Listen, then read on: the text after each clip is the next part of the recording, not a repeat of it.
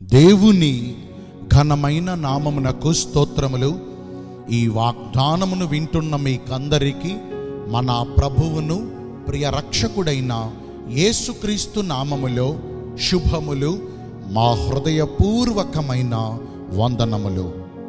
ఈరోజు మీ కొరకైన దేవుని వాగ్దానము కొరింథీయులకు రాసిన మొదటి పత్రిక 15వ అధ్యాయము 58వ వచనము.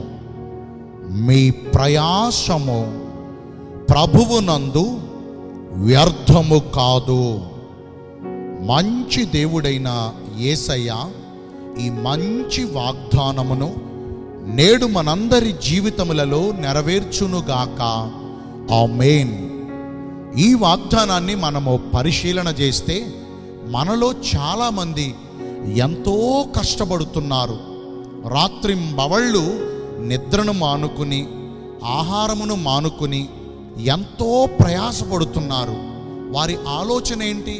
వారు ప్రయాసపడుతున్నారు, వారి ప్రయాసకు తగిన ప్రతిఫలము రావాలని. కానీ మనలో అనేకుల దుస్థితి ఎలా ఉందో తెలుసా?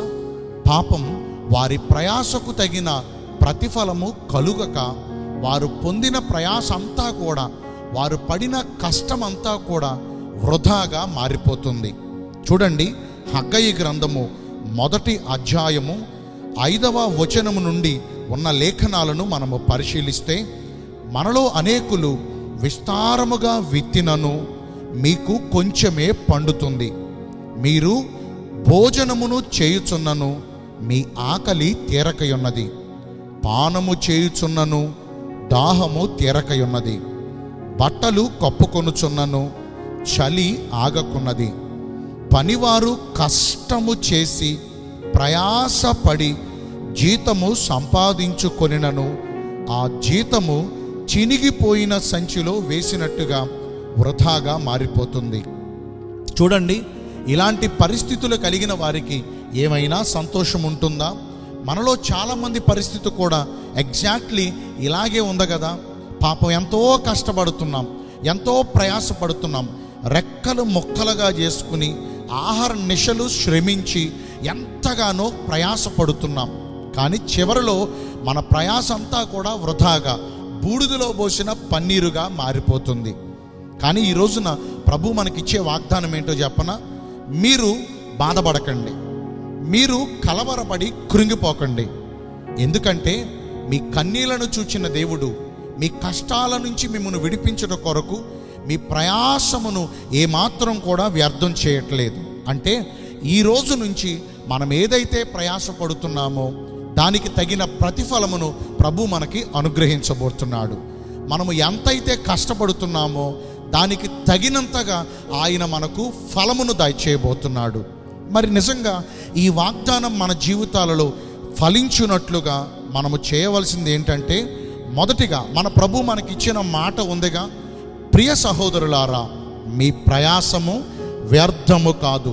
ఈ మాట మనకుంది, ఈ వాగ్దానం మనకుంది. కాబట్టి మనము మన ధైర్యాన్ని కోల్పోకుండా స్థిర మనసు కలిగిన వారమై ఎంత మాత్రము కదిలిపోకుండా చెదిరిపోకుండా మన ప్రభు అయిన యేసయ్య కార్యాభివృద్ధి యందు ఎప్పటికీ ఆసక్తిని కలిగి ఉండాలి.